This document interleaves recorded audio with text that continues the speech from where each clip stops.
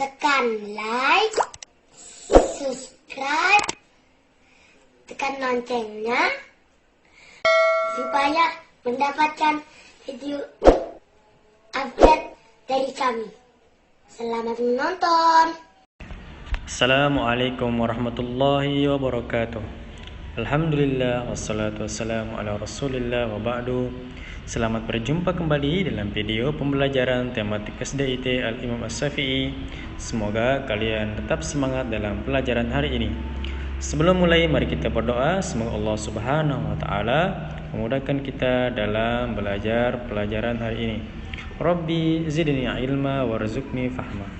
Pertemuan kita saat ini akan membahas tema 7, subtema 1, ya pelajaran yang ketiga, muatan IPS dan PPKN, yaitu pada halaman 17. Kedatangan bangsa-bangsa Eropa di Indonesia awalnya disambut baik oleh bangsa Indonesia. Namun perlakuan bangsa asing yang semena-mena membuat rakyat Indonesia melakukan perlawanan. Bangsa Portugis datang di Malaka dan juga di Maluku. Semenjak datang di Malaka, bangsa Portugis ingin melakukan menguasai perdagangan. Perlawanan rakyat Aceh terjadi pada sejak Portugis menguasai Malaka pada tahun 1511. Perlawanan tersebut antara lain adalah Sultan Ali Mahayat Shah berhasil membebaskan Aceh dari upaya penguasaan bangsa Portugis. Kemudian Sultan Alauddin Ayat Shah berani menantang dan mengusir Portugis yang bersekutu dengan Johor. Sultan Iskandar Muda merupakan yang paling gigih melawan Portugis. Kemudian perang berakhir setelah pelabuhan Malaka jatuh ke tangan Belanda pada tahun 1641. Kemudian pada awalnya Portugis diterima dengan baik, namun lama-lama kelamaan rakyat Ternate mengadakan perlawanan karena Portugis serakah ikut campur dalam pemerintahan, sehingga perlawanan Ternate dilanjutkan di bawah pimpinan Sultan Ba'abullah, ya putra dari Sultan Hairun. Pada 1575 Sultan Ba'abullah bersama rakyat berhasil mengusir Portugis. Perlawanan terhadap Belanda ya dilakukan oleh beberapa pangeran. Ada Sultan Ageng Tirtayasa dari Banten, kemudian Pangeran Ponorogo dari Yogyakarta, kemudian Sultan Hasanuddin dari Makassar, kemudian Antasari dari Banjarmasin, dan Patimura dari Papua. Perlawanan Sisingamangaraja yang ke-12, nama pemimpinnya Sisingamaraja 12, daerah terjadi di Tapanuli, Sumatera Utara. Perang ini terjadi karena Sisingamaraja 12 sebagai Raja Batak menolak adanya upaya penyebaran agama Kristen yang dilakukan oleh misionaris Belanda di wilayah Batak, dan kebijakan Belanda yang membuat rakyat mengalami penderitaan yang hebat.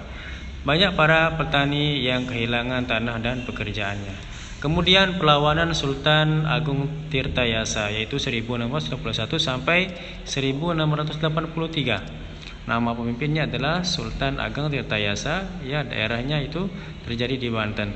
Alasan perlawanan karena keinginan Belanda menguasai Banten karena Banten letaknya sangat strategis sebagai bandar perdagangan. Perlawanan Sisingamaraja 12. Nama pemimpinnya adalah Sisingamaraja 12, terjadi di Tapanuli, Sumatera Utara. Alasan perlawanannya karena perang ini terjadi karena Sisingamaraja 12 sebagai Raja Batak menolak adanya upaya penyebaran agama Kristen yang dilakukan oleh misionaris Belanda. Ini adalah gambarnya. Kemudian perlawanan Sultan Agung Tirtayasa, yaitu pemimpinnya adalah Sultan Agung Tirtayasa, daerahnya yaitu di Banten. Alasan perlawanan mereka adalah keinginan Belanda menguasai Banten karena Banten letaknya sangat strategis sebagai bandar perdagangan internasional VOC. Ini adalah gambar Pangeran Sultan Agung Tirtayasa.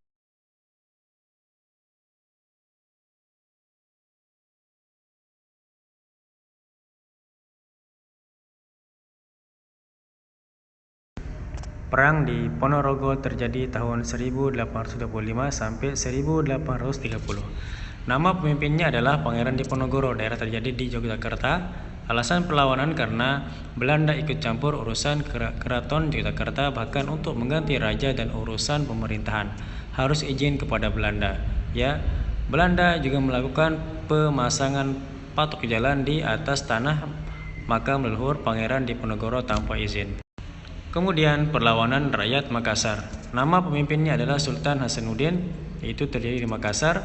Alasan perlawanannya karena peristiwa ini terjadi karena adanya persaingan dagang antara Kesultanan Goa dengan perusahaan dagang Belanda yaitu POC. Sultan Hasanuddin mempersiapkan benteng, yaitu perlawanan di sepanjang pantai serta melakukan kerjasama dengan beberapa sekutu Goa untuk melawan POC.